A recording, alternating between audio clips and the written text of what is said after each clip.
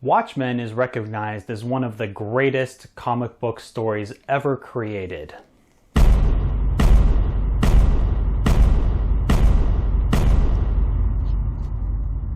So why don't I like it very much?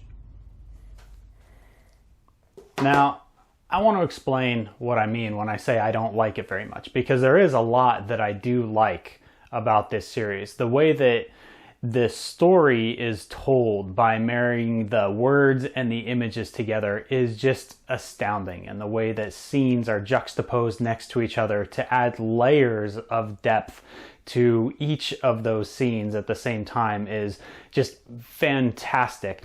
The story itself is very interesting about what role superheroes would play in a nuclear powered world, and just what maybe some of those solutions are. But what I find when I read this book is that the characters leave me cold. And that's what I mean when I say that I don't like this book, because it's not a book that I want to revisit, because it's not stories about characters that I often want to revisit. And I think the fact that I don't really like the characters is actually kind of the point of what Watchmen is trying to say.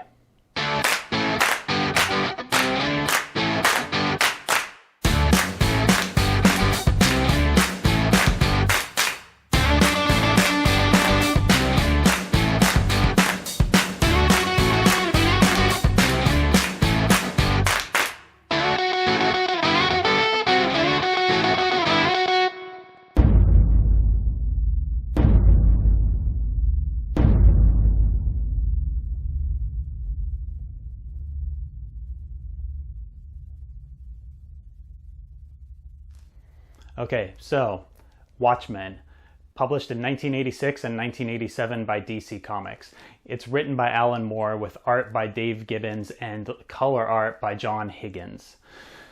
What I want to talk about in this video is the characters, because the last time I read Watchmen to prepare for this video, the characters and their motivations is really what stood out to me.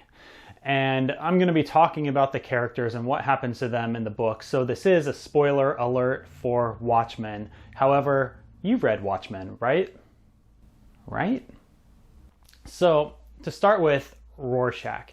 He's the first character we're introduced to of the costumed heroes, because he's investigating the death of the comedian. What we learn as his story progresses is that he has a very black and white sense of justice and right and wrong, and very firmly believes in punishing anything wrong. What happens is that his views are so extreme, though, that he ends up taking out his pursuit of justice in an extremely violent way. When he's eventually captured and analyzed by a psychologist, we learn that he really had a very traumatic and troubled childhood and is probably pretty much crazy. And later on, towards the end, his unwillingness to bend, even when faced with the destruction of the world, his unwillingness to bend with justice is what eventually leads to his downfall. Next up is his former partner, and also partner again in this book, Night Owl, Dan Dreiberg. He is, or was, a costumed hero in the past, in the story of Watchmen. He is really doesn't have much of a life. He studies birds. He publishes literary and scientific journal pieces about birds and owls. And really the height of his social activity is to relive the past with his mentor, the original Night Owl. And what we find as the story progresses, and as Laurie Justpechik comes into contact with him, is that really being Night Owl is what made him feel alive and made him feel potent as a man. And so it's not until he puts that suit back on and he goes out and adventures again that he truly feels alive and truly feels virile. Next up is, I mentioned, Lori Uspechik. She is the Silk Spectre, and she got into costumed heroing because her mother did. And her mother essentially trained her from youth to grow up to become a superhero. And this, to me, mirrors this idea of beauty pageant children who just do what they're told to do by their parents, and that really their parents are living vicariously through them. So they're living out the desires of their parents, never really getting to live out their own desires. Next up is the comedian.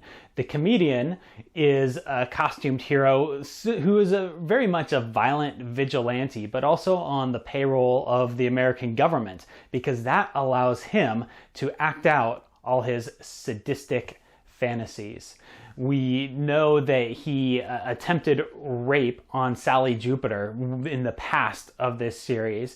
We know that he mercilessly just killed civilians in Vietnam. He really just has this very sadistic streak to him, and being a superhero is his way to act out that sadistic nature.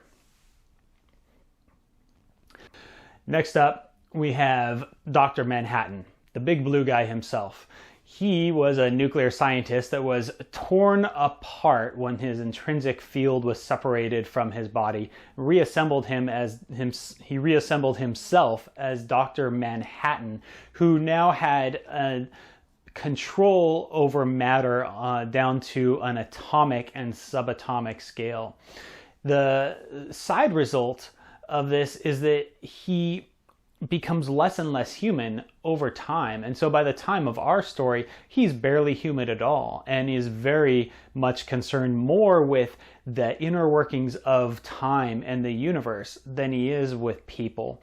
And in fact, when he leaves and eventually goes to Mars, it's because he really has no interest in humans anymore.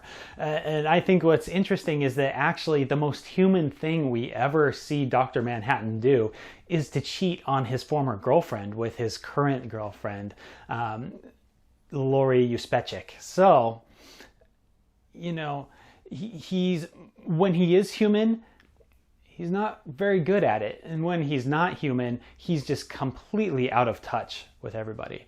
And then finally, there's Adrian Veidt, Ozymandias. He is the main antagonist of the entire series, as we find out. When we're introduced to him, we see him as just the world's most intelligent man. And that's what brought him to superheroing. And what we find is that he has this master plan of how he thinks he is going to save the world. And really, what that's born out of is this sense of superiority. It's very clear that he feels superior and above all the rest of humanity. And that hubris to think that way is what gives him, in his mind, the ability to go out and enact his crazy plan, which is to enact a psychic invasion of our world. It's very much driven by his own superiority, and that's really what brought him to superheroing. And what's really absent from all these characters is the traditional superhero moral code. The traditional superhero moral code that we would see in the Avengers or Superman or Batman even is very much about protecting the innocent, going out fighting crime because it's the right thing to do. And if you are given special abilities, the right thing to do with those special abilities is to selflessly help people. It's a very noble goal, and it's this very foundational moral that is underneath the traditional superhero concept. But that moral fabric really doesn't exist in the heroes of Watchmen. They don't have that same moral code that's driving them to be superheroes. They maybe pay lip service to it, that, oh, it's the right thing to do. But what we find is that really it's something else going on with them, some emotional problem or neuroses or something going on that drives them to be a superhero in the world of Watchmen. And so I think that that is why I don't really like these characters, because I think they're not meant to be likable. They're meant to be seen as people that use superheroes as a crutch for something else. Rorschach uses superheroing as a way to let out his insane ideas about what is right and what is wrong. Night Owl goes out superheroing so he can feel like a real man again. Silk Spectre, she goes out in superheroes because that's really just what she was born to do and raised to do and doesn't really know anything else.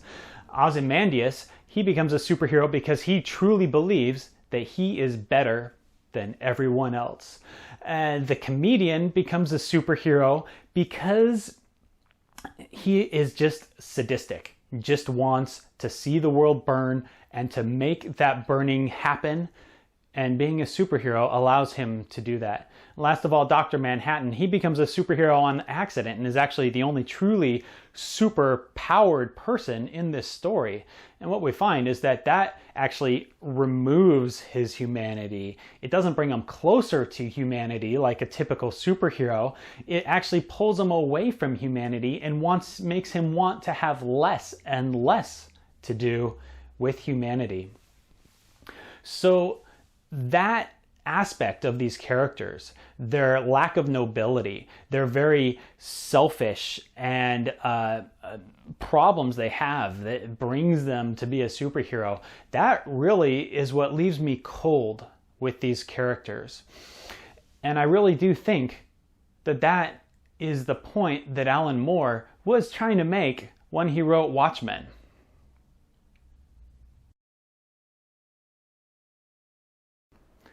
Alan Moore has said in interviews that Watchmen was really about taking superheroes as far as he could in mainstream comics, and that it's essentially his last and final word on the superhero. And I think that what it says about the superhero is that the traditional view of what the superhero is, that foundation of moral rightness and justice and doing the right thing, isn't actually how heroes would play out in the real world. In the real world, what would drive people to become heroes is something else. Something a little deeper inside of them, something that goes to some sort of peace, something that's missing for them that being a superhero fills, something missing from their life that they need, and being a costume and adventurer makes them feel fulfilled in a way that they otherwise wouldn't. And it isn't really about doing the right thing. It's about doing something for themselves. And the doing the right thing is just a positive side effect of that. So in this way, to me, what Watchmen is about is poking a hole in that moral foundation of what the superhero is.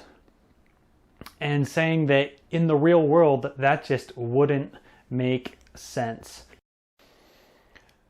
So I think this is a fairly cynical view of superheroes and the world, but still an interesting one, and one that I like to think about.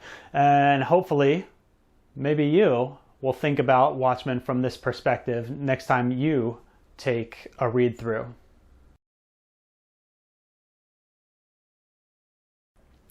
So I've only looked at Watchmen from one angle in this video, and that's the angle of the characters, who they are, what it means, and what it means is a larger statement about the superhero. I think that there's a lot more angles that I could have looked at Watchmen from. I could look at it from the way that it tells the story, the way that it layers scenes and characters on top of each other to add meaning to each other in really astounding ways. I could talk about the story itself, which talks about the role of the superpower, the role of the superhero in a nuclear-powered world. Or I could even talk about Ozymandias's plan, and is it insane? Is it brilliant? Is it both? Does it make sense? Is this really the best plan that Adrian could have come up with? There are so many different ways to approach Watchmen, and I think that that is actually why it's great and one of the things that I love about it.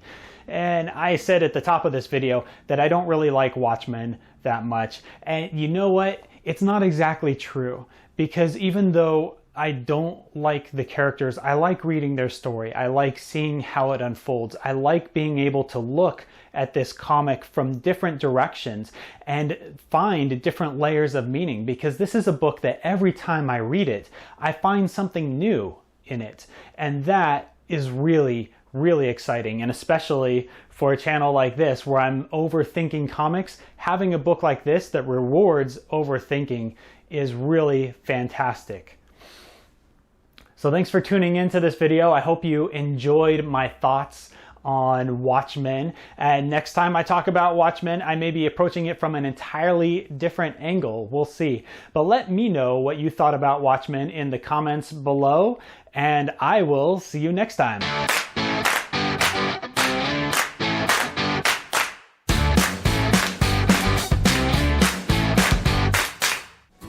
Thanks for watching Overthinking Comics. My name is Sean and Neprud, and this channel is all about me talking about the comic books that I enjoy, I like to think about, the things I like, the things I find interesting about comics, and I hope you will come back and watch more of my videos in the future. You can find me on Twitter or right here on YouTube, and remember to always overthink your comics.